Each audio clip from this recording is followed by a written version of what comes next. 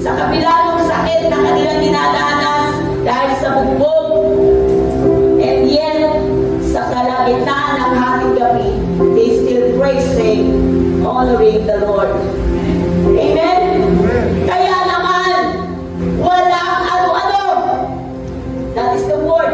Then suddenly, happening quickly, unexpectedly, without warning. Hindi sila umaawit. Hindi sila nagpupuri para may gawin si Lord na kababalagan sa kanila. Ito ay lifestyle na nila.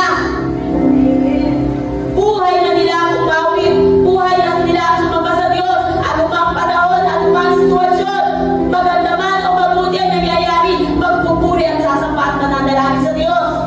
And God moves suddenly. Amen? God moves unexpectedly without prior notice. Instantly, God transforms